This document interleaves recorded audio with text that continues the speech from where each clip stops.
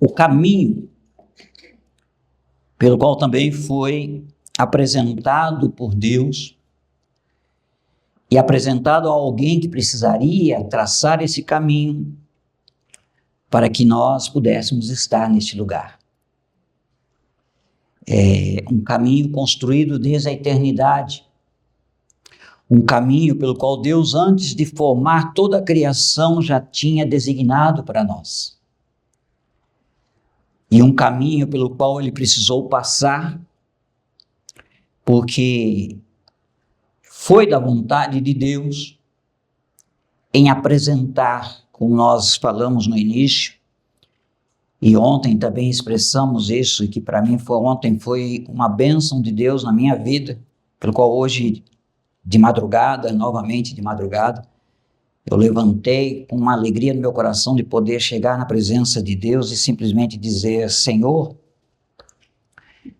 tudo que passei, tudo que passamos, é porque alguém assumiu o nosso lugar. E esse alguém tem nos fortalecido diariamente. E ele passou por momentos pelos quais ele precisou ser fortalecido, mas ele foi abandonado para que nós pudéssemos ser fortalecidos. Foi abandonado para que nós pudéssemos hoje estarmos na presença de alguém que jamais nos abandonará. Pois existem promessas para aqueles que nele creem. Existem promessas para aqueles que perseguem e perseveram no caminho traçado por ele. E eu gostaria de abrir o texto hoje para adentrarmos naquilo que estou para trazer à amada igreja, que falou muito ao meu coração. Está em Mateus capítulo 27, versículos 33. Eu vou ler esse texto juntamente com Lucas 23, 26, e aí nós vamos parar em Lucas. Mas primeiro eu vou ler Mateus, depois Lucas, e paramos em Lucas. Mateus capítulo 27, versículos 33 até 44. Está aí, 33, já está na tela. Todos abriram? Vou lendo, vocês vão passando aí, tá bom? Por favor.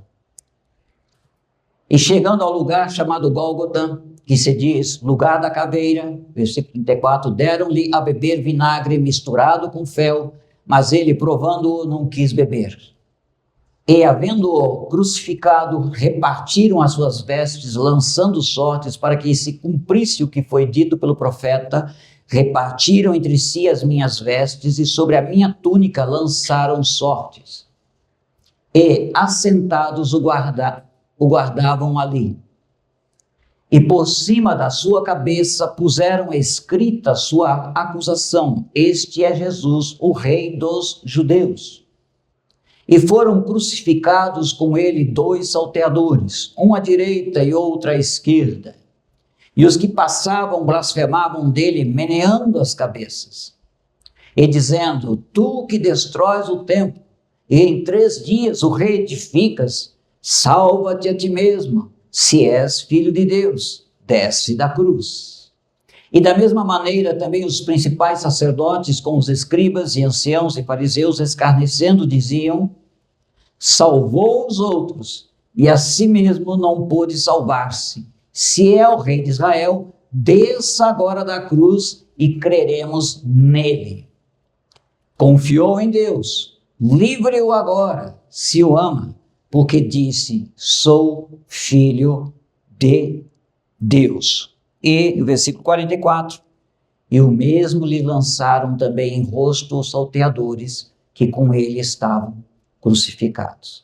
Vamos lá para Lucas 23, 32 a 43, o mesmo texto, porque os evangelhos sinóticos possuem sobre a mesma pessoa, mas falado, expressado de uma forma diferente, mas tratando do mesmo assunto, pelo qual nós entendemos de que a visão, quando você tem de alguém, e quando você fala de alguém, aqui foram homens que, no caso Lucas, que estudou acerca de todo o acontecimento, acerca de Jesus, e foi muito claro em seus ensinos, também acerca da crucificação, para que nós pudéssemos compreender esse caminho e esse lugar que estava reservado por alguém que teria que passar para nos livrar desse caminho, mas nos colocar nesse caminho.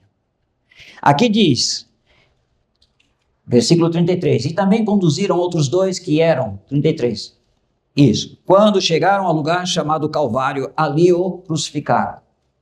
Quando chegaram ao lugar chamado a Caveira, ali o crucificaram, e aos malfeitores, um à direita e outro à esquerda. E dizia Jesus, Pai, perdoa-lhes, porque não sabem o que fazem. E repartindo as suas vestes, lançaram sortes.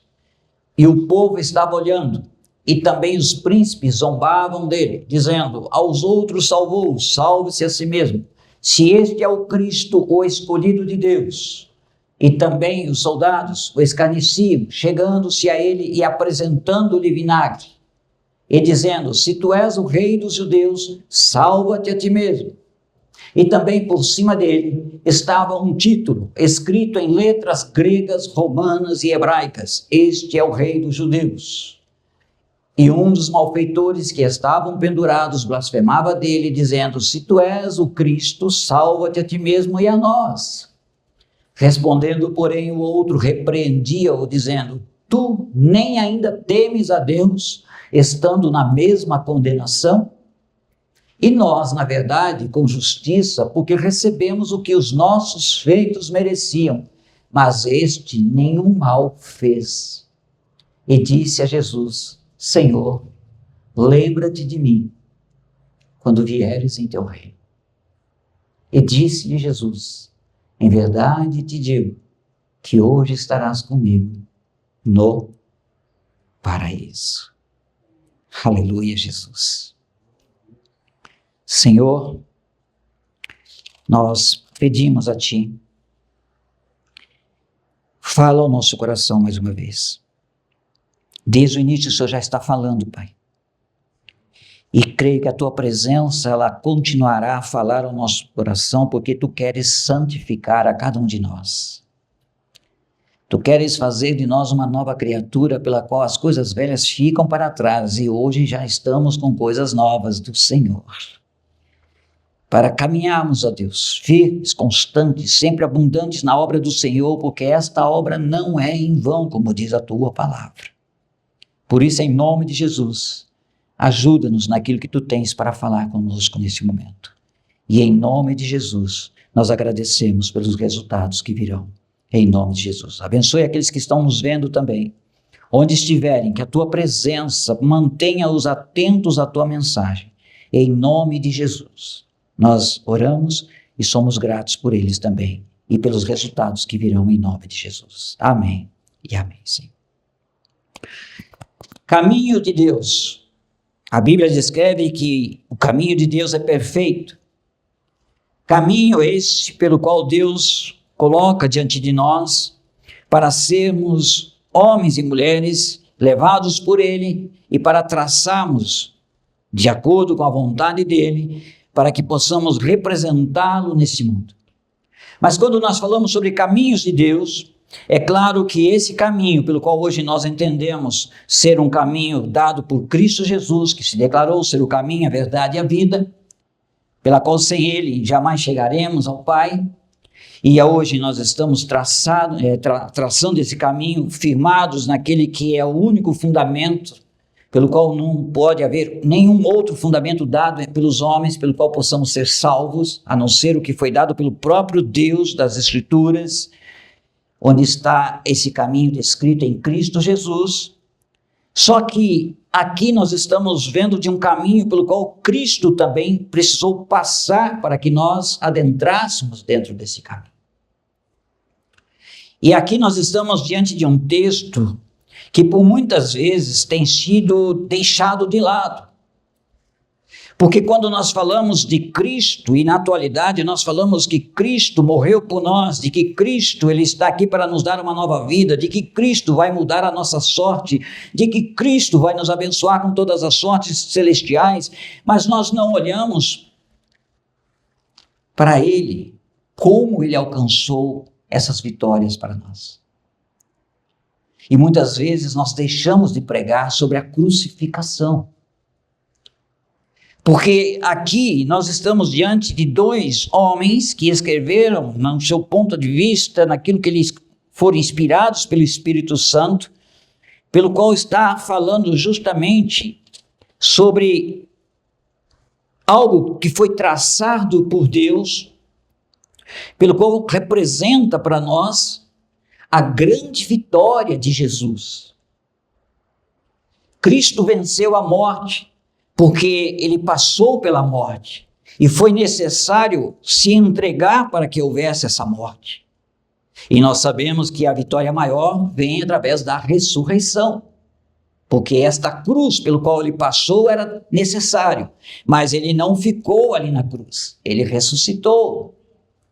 Ele desceu à mansão dos mortos para pregar o evangelho àqueles que estavam presos, os espíritos que estavam em prisão, e voltou para o céu levando, porque a Bíblia diz que quando ele disse está consumado, muitos ressuscitaram, muitos voltaram à vida, muitos estiveram, e hoje ninguém, quando parte dessa vida, fica perambulando ou dormindo, pois a Bíblia diz que o corpo dorme, mas a alma já está com Cristo reinando, glória a Deus. Mas para reinar foi preciso passar pela morte. E aqui nós estamos vendo, quando nós lemos Lucas, vou me atentar aqui para, se possível, depois voltar um pouquinho em Mateus. Eu acho que eu vou ficar sem voz ou não? Estou sentindo ficar baixo.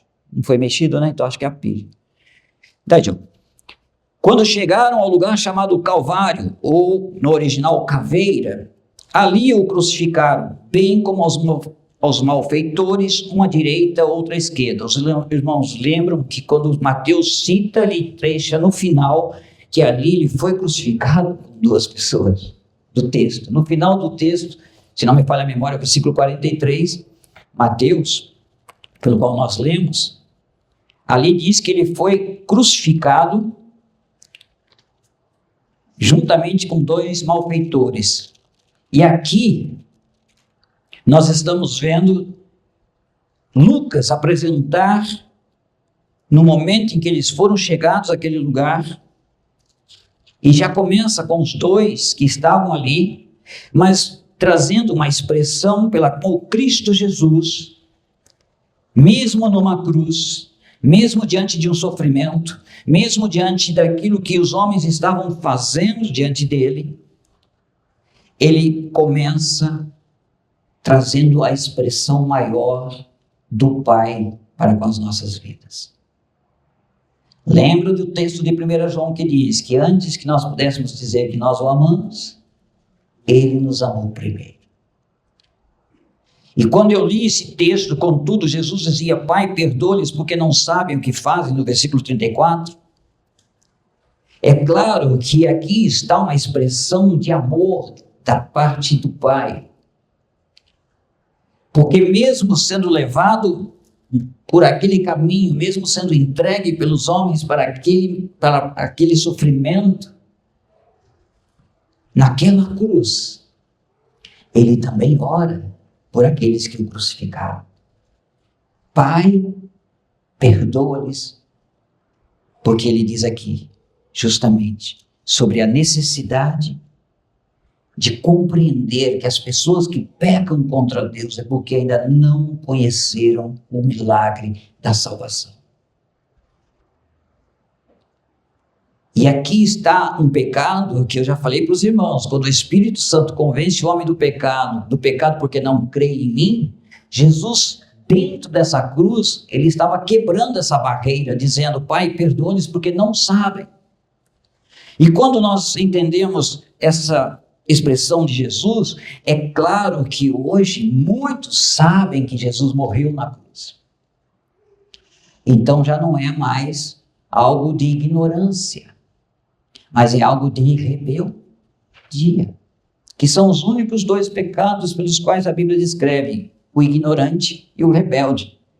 O ignorante é aqueles que nunca ouviram a falar do Evangelho, mas quando ouvem, nem que seja a primeira vez, uma única vez, ele terá que tomar uma posição de acordo com aquilo que a Bíblia apresenta. Só que aqui Jesus diz: Pai, perdoa-lhes, porque não sabem o que fazem.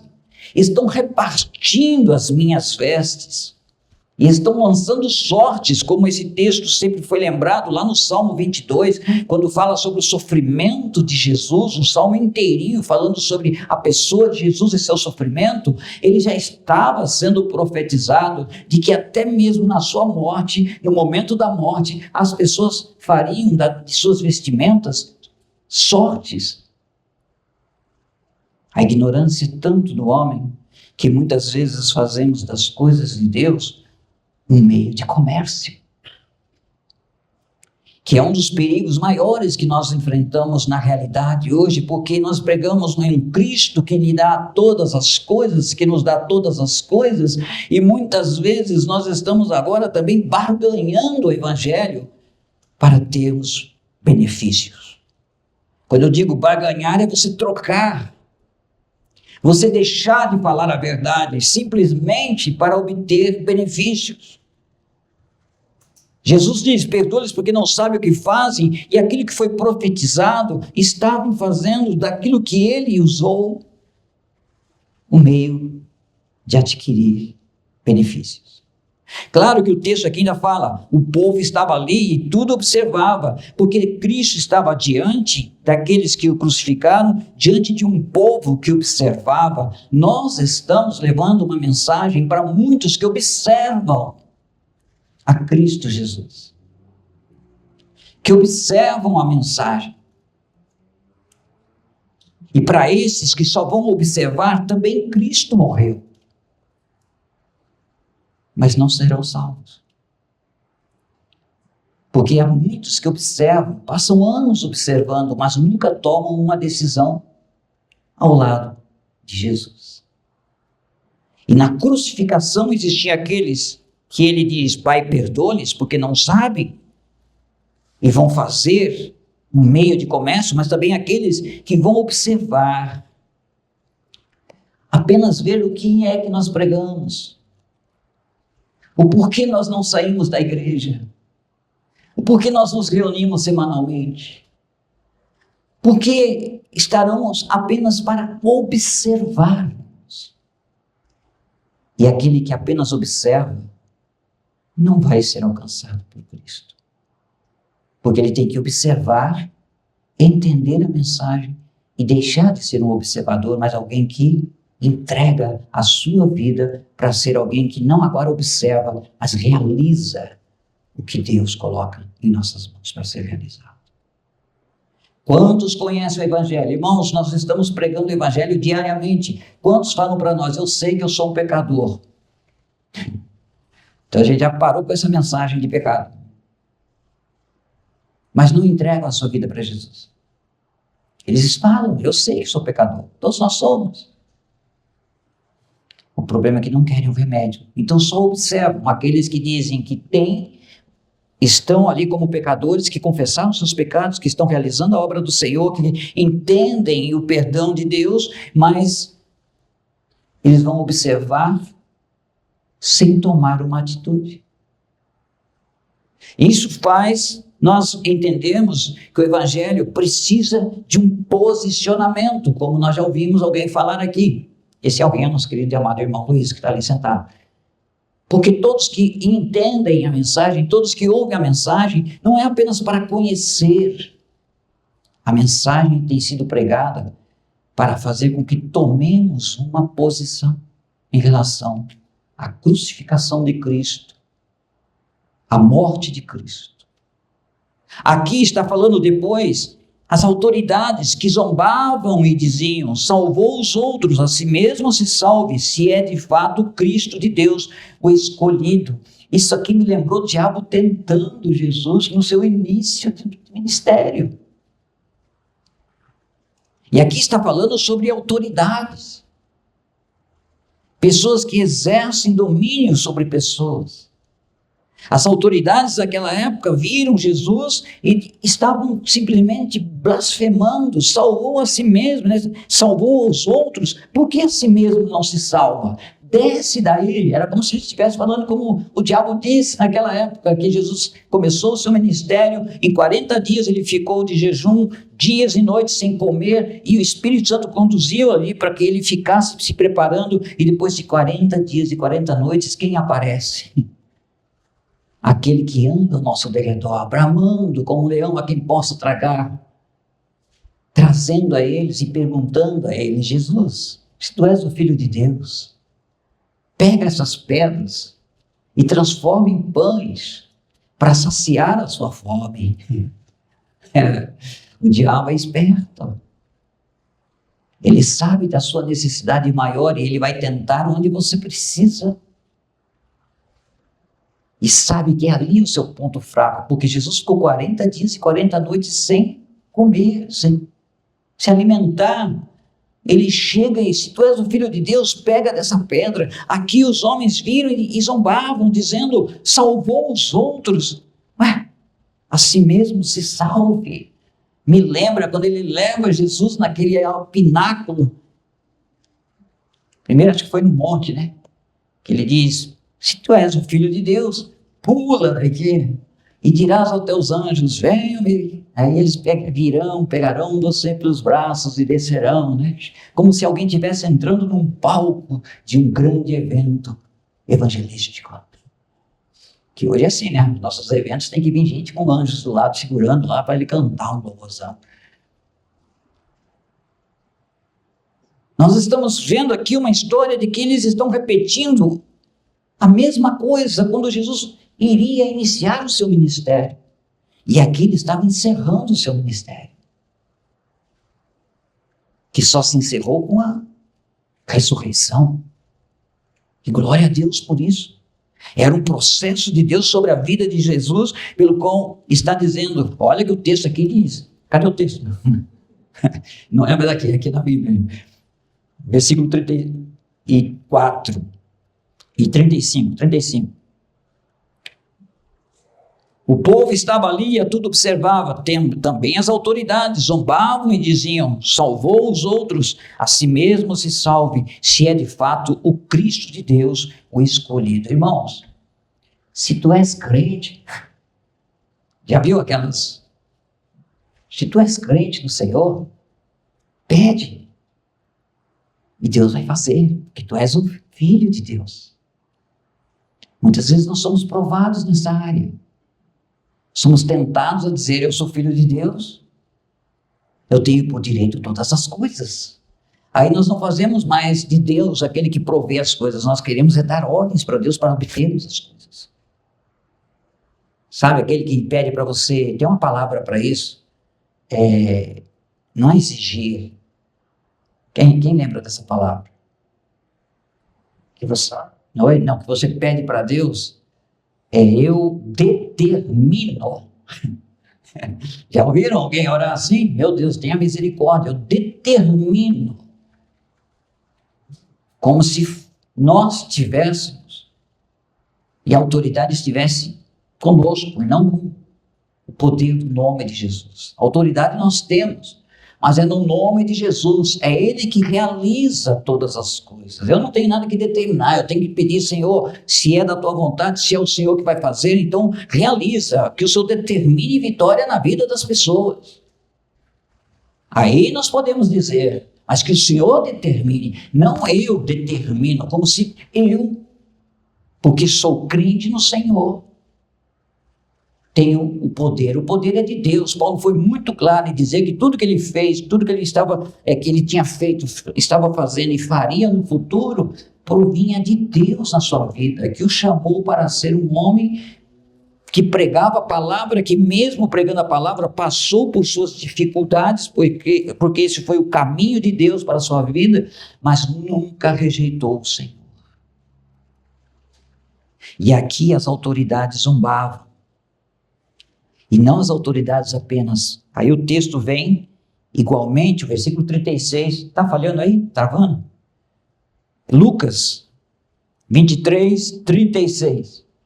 E também os soldados o escarneciam, chegando-se a ele e apresentando-lhe vinagre. Escarnecer de Jesus. Irmãos, quantas pessoas escarnecem de Jesus até hoje? Quantas pessoas ouvem de Jesus e falam, esse Jesus não vale nada. O meu Deus é maior. Aqui nós estamos vendo numa cruz aquele que diz, é o meu caminho, mas autoridades zombando e soldados o escarnecendo. A ponto de dizer no versículo 37, se tu és o rei dos judeus, salva-te a ti mesmo. Prove que tu és Jesus. Irmãos, até mesmo aquela plaquinha onde foi escrito, este é o rei dos judeus, foi questionado. Não escreva isso. E quem escreveu disse, não, se eu escrevi, mantenha assim mesmo. Porque Deus disse que seria dessa forma. E ninguém tira o que Cristo alcançou por esta morte, por essa crucificação. Ele é o rei dos reis, Senhor dos senhores, aquele que virá, e quando vier, nenhum ser humano vai dizer, tu és o Salvador, vai ter que dizer, Jesus Cristo é Senhor para a glória de Deus Pai. Porque Ele conquistou aqui nessa cruz. E aí entra os dois malfeitores. Aí entra onde estavam blasfemados duas vidas como nós, pecadores. Porque verdadeiramente nós é que precisamos levar esse castigo. E graças a Deus Ele tomou o nosso lugar, nos substituindo. Aqui os dois malfeitores crucificados também estavam no começo blasfemando. Onde no versículo 39 diz, um dos malfeitores crucificados blasfemava contra ele dizendo, não és tu o Cristo? Salva-te a ti mesmo e a nós também. Mas o outro responde-lhe, dizendo, nem ao menos temes a Deus, estando sob igual sentença? Eu entendo aqui, irmãos, de que homem nenhum, por mais autoridade que receba de Deus, nós devemos nos igualar a Deus. Ninguém pode dizer Jesus Cristo é o Senhor se não for através do Espírito Santo. Mas todos que têm o Senhor como seu Salvador receberão uma autoridade também pelo nome de Jesus. Mas isso não me dá autoridade de me igualar à pessoa de Jesus Cristo.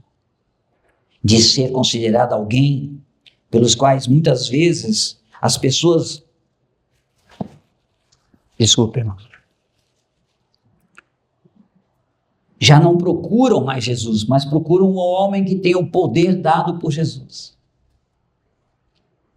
Sabe aquela questão de querer fazer o certo, mas com motivação errada? De querer ir para um lugar porque quem vem é aquele que diz que Jesus está ali, companheiro dele. E que na hora que ele prega, Jesus está falando naquele momento. Claro que o Espírito Santo fala conosco, mudamos mensagens, expressamos, mas nós não podemos nos igualar à pessoa de Cristo Jesus. Ele é o Senhor. Nós somos apenas servos, filhos, mas nós temos que entender que na obra do Senhor, servos. Filhos, porque Deus nos trouxe para perto do Pai, porque esta foi a grande obra da salvação. Quando nós fomos separados, a Bíblia diz que quando nós aceitamos a Cristo, nós já somos santificados de todos os nossos pecados. Aqui nós já nos tornamos filhos de Deus, selados pelo Espírito Santo. Mas a grande obra que temos em nossas mãos vem através de uma obediência, vem através de um aperfeiçoamento, vem através de um estudo, vem através de um servir e servir com alegria, porque Deus ele está ensinando diariamente consciente, cada um de nós, de que a cruz foi o caminho, mas nós estamos hoje crucificados com Cristo e não vivemos mais nós. Estou falando e parafraseando um texto que diz Paulo falando, né, que se o viver é Cristo, não sou mais eu quem vivo, mas essa vida que eu vivo na fé no Filho de Deus, o qual se entregou por mim. Então estou vivendo a pessoa de Cristo. Estou vivendo o processo da santificação, pelo qual me ensina diariamente que eu preciso, primeiramente, quando me adentro na presença do Senhor, é exaltar o nome de Deus que está nos céus e dizer depois que nós precisamos primeiro confessar nossos pecados, os que nos são conhecidos e os que nos são ocultos, porque pecamos muitas vezes sem saber. E precisamos dizer: Senhor, aqui estou, eis-me aqui, envia-me a mim, usa-me a mim, mas que eu possa discernir a tua vontade, por isso me apresento, como Paulo diz, procure apresentar-vos diante de Deus como sacrifício vivo, santo, agradável a Deus, que é o vosso culto racional. Apresentar-se a Deus, entendendo, isso nós chamamos de reverência. Tem pessoas que não têm mais reverência na presença de Deus. Ontem eu ouvi um cântico que eu falei para minha esposa: eu não tenho coragem de chamar Deus de você. Não sinto alegria em chamar Deus de você. Porque quando nós chamamos um Senhor de você, nós trazemos o quê? Diminuímos. Ah, mas isso é intimidade, é para os seus filhos. Eu tive intimidade com meu pai, numa época em que eu nunca chamei meu pai de você. Hoje os filhos nem chamam mais de você, né? Fala, ô velho, ô coroa, ô, né? Mas eu fui de uma época em que para mim chegar diante de meu pai era Senhor, para minha mãe era Senhora.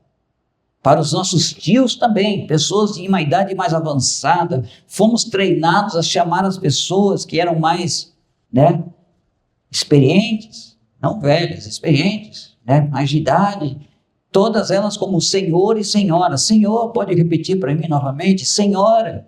Hoje não. Imagina Deus sendo o Senhor, Criador da história. Nós olhamos aqui para alguém que, quando foi questionar a Jesus, o outro que estava no mesmo estado, sendo crucificado, mas reconheceu quem Deus é, quem era Jesus. Porque ele diz aqui no versículo 40, nem ao menos temes a Deus estando sob igual sentença. A Bíblia ensina que o temor ao Senhor é o princípio da sabedoria, temor e tremor. Chegar na presença de Deus, irmãos, é você saber que você está entrando no lugar santo dos santos, porque Cristo, em Cristo e o sangue de Cristo que está em nós, nos permite adentrarmos a este lugar. Mas a Bíblia descreve que as pessoas quando adentravam, os sacerdotes quando adentravam, o sumo sacerdote quando adentrava no lugar santo dos santos, o que ele fazia primeiramente? Se purificava. Como? Eles se lavavam. Eles lavavam suas roupas, vestimentas. Eles lavavam a si mesmos. Oi? Era a essência de se colocar na presença de Deus limpo. Claro que eles entravam como pecadores. Por isso que quando alguém morria, não morria no lugar santo dos santos, morria fora. Esse negócio da cordinha não existe na Bíblia, irmãos, por favor. Não existe esse negócio de entrava com uma cordinha e depois puxava, isso é tradição. Então quem morreu ali não morreu no lugar santo dos santos, morreu antes de entrar, porque ninguém entra no lugar santo dos santos sem ser purificado. Então morreu fora, que era o lugar santo, mas não o santo dos santos onde estava a presença de Deus. Hoje nós adentramos no lugar descrito como sendo santo dos santos, através do sangue de Jesus, porque foi o vivo e novo caminho inaugurado pelo próprio Pai. E aqui está o caminho inaugurado pelo Pai. A crucificação. Pelo qual ele foi crucificado, e este começa então a dizer, e olha o versículo 41, nós 41, nós na verdade com justiça, porque recebemos o castigo que os nossos atos merecem, mas este nenhum mal fez. Glória a Deus. Porque olhando a história desses dois malfeitores, ele não apenas confessou o seu estado diante de Cristo, porque o versículo seguinte, o versículo 42 de Lucas 23, 42, a Bíblia diz, e acrescentou, e disse a Jesus, Senhor, lembra-te de mim quando vieres em teu reino. Lembra-te de mim. Irmãos, o pecado, quando Deus nos leva a um convencimento, não é para nos condenar, é para apresentar o caminho para o perdão de Deus. Por isso que a lei foi posta. Eu já falei aqui, a lei diz faça, a graça está feita.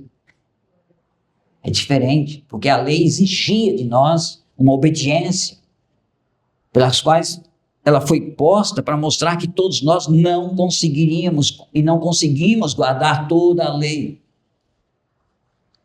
Mas era uma exigência de Deus para buscar santidade.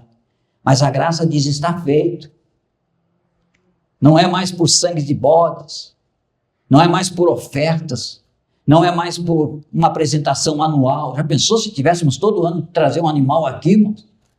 Imagina você trazendo um animalzinho aqui, quem teria que pagar o preço de matar lá? Era eu, porque eu que estou aqui à frente, o dia todo.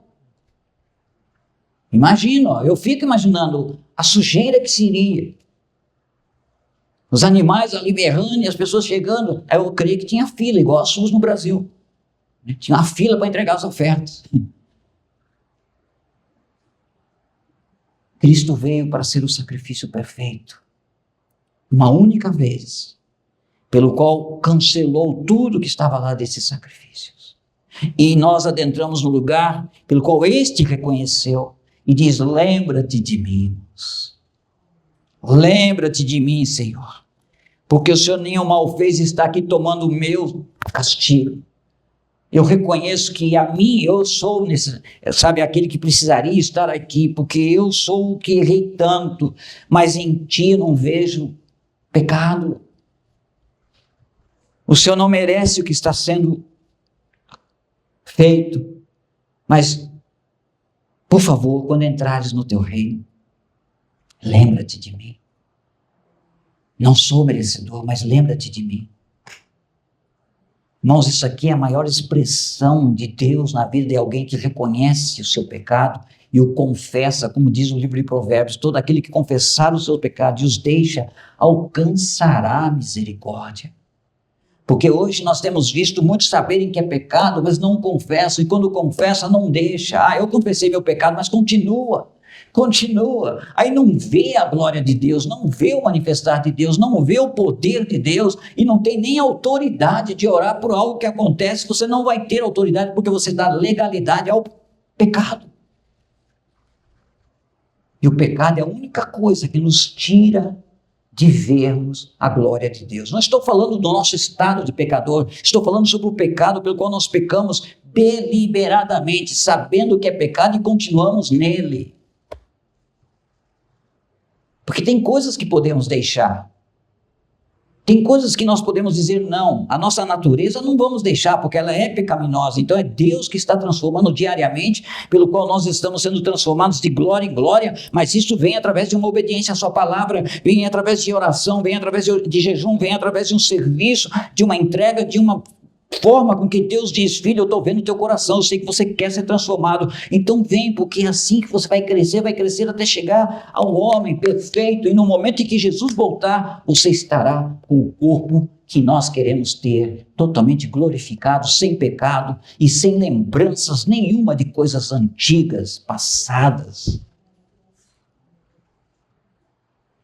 A palavra diz uma realidade para nós, irmãos, e aqui ele diz, lembra-te de mim quando vieres no teu reino, e ele diz o que para ele?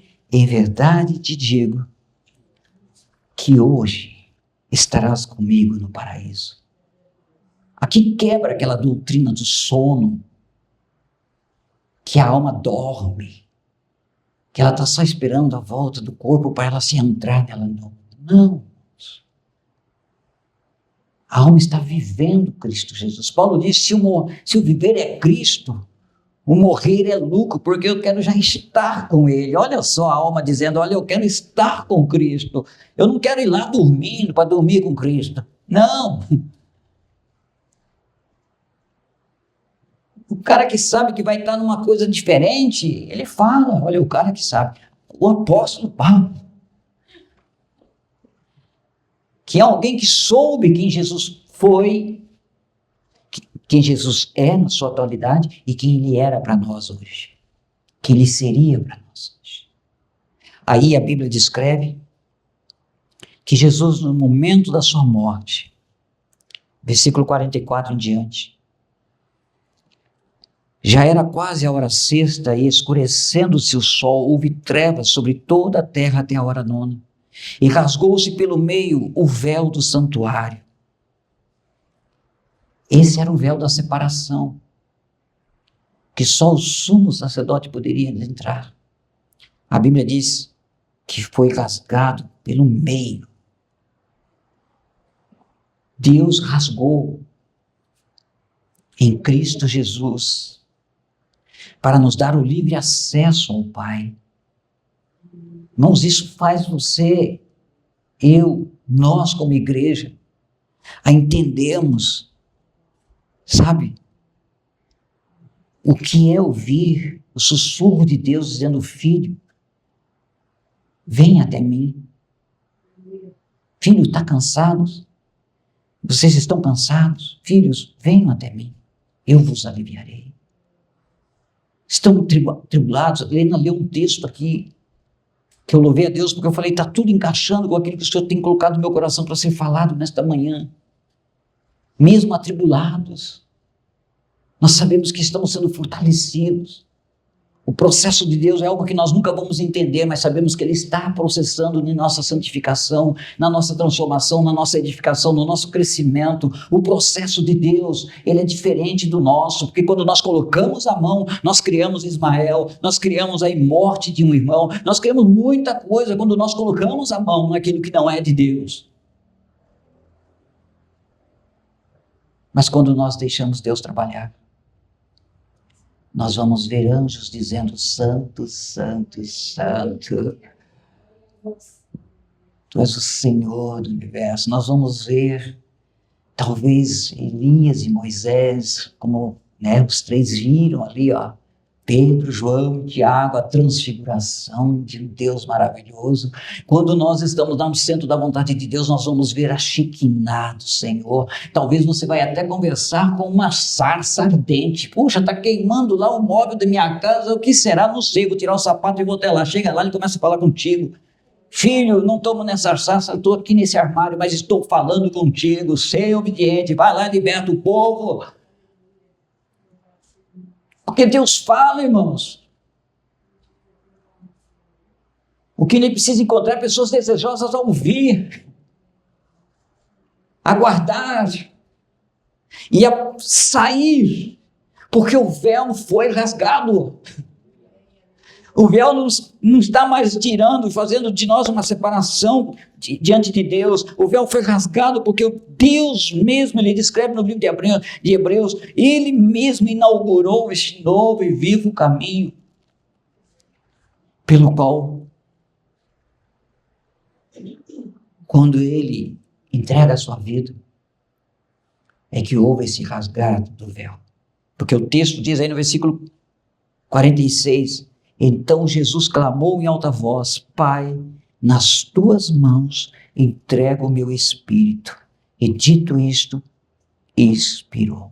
Resultados? Versículo 47, vendo o centurião o que tinha acontecido, deu glória a Deus, dizendo, verdadeiramente este homem era justo. Resultado, e todas as multidões reunidas para esse espetáculo, vendo o que havia acontecido, retiraram-se a lamentar, batendo nos peitos. Resultado, entretanto, todos os conhecidos de Jesus e as mulheres que o tinham seguido desde a Galileia permaneceram a contemplar de longe essas coisas até a ressurreição de Cristo, porque depois da ressurreição ele voltou a fazer com que eles contemplassem a glória de um Jesus não mais morto, mas ressuscitado, porque ele tomou a iniciativa de se apresentar a todos que eu sou Jesus, a quem vocês crucificaram, mas estava escrito de que era necessário passar por isso, e ao terceiro dia eu ressuscitasse, para poder chegar a vocês e dizer: paz seja convosco, porque aqui está o doador da vida. Este é o Senhor que nós adoramos, esse é o Senhor pelo qual aguardamos, esse é o Senhor pelo qual passou pela morte na cruz, mas não ficou na cruz e ressuscitou para nos dar vida. E pelo qual, através dessa vida, nós buscamos as coisas que são do alto, as coisas que estão aí sendo entregues por Deus, para cada um de nós vivemos uma vida, e não uma vida qualquer, mas uma vida em abundância, para a glória de Deus. Esta é a mensagem. É o mover de Deus, e este foi o caminho para que nós possamos ver a glória de Deus. Cristo Jesus, aquele que entregou e aquele diz: está consumado. E em tuas mãos entrego o meu espírito. E aqui ele partiu, porque ele morreu sem pecado. O único que pôde abrir esse caminho para que nós pudéssemos vivenciar. Encerro lendo alguns textos. 1 Coríntios capítulo 1, versículo 23.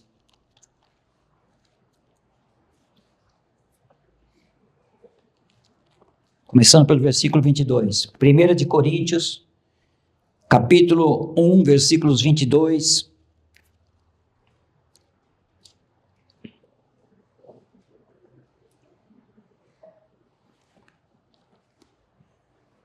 Diz: porque os judeus pedem sinal e os gregos buscam sabedoria. Versículo 23 diz: mas nós pregamos a quem? Cristo crucificado, que é escândalo para os judeus, loucura para os gregos, mas, versículo 24, para os que foram chamados, para os que são chamados, tanto judeus como gregos, porque na cruz ele evangelizou para os que estavam perto e para os que estavam longe, fazendo de ambos um único povo. Ele diz: tanto judeus como gregos lhes pregamos a Cristo, poder de Deus e sabedoria de Deus. Porque no versículo 25 diz: porque a loucura de Deus é mais sábia do que os homens, e a fraqueza de Deus é mais forte do que os homens. Um líder religioso já pegou a Bíblia e disse: Cristo falhou ao morrer naquela cruz. Falhou é ele em expressar a vitória de Cristo através da cruz. Ele já disse isso. Escândalo, porque é uma pessoa que diz conhecer as Escrituras e dizer que Cristo Jesus como homem falhou. Não falhou. Cristo, através da crucificação, ele diz: está consumado. Eu venci ao diabo. E ao ressuscitar ele diz: eu venci a morte, para dar viva esperança a todos que em mim creem, para a glória de Deus.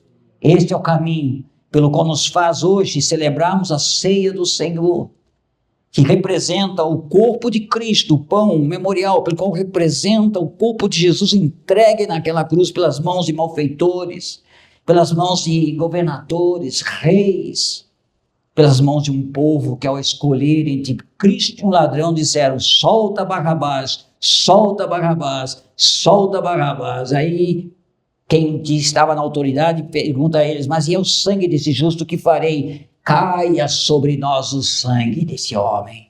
Eles pediram o que estão passando hoje. Isso é uma coisa de rejeição. Só que Deus, ele tem o seu amor eterno e sabe que existe sempre alguém que, no meio de tanta incredulidade, o remanescente vai ser alcançado. Para a glória do Senhor. Deus, Ele é fiel em sua palavra.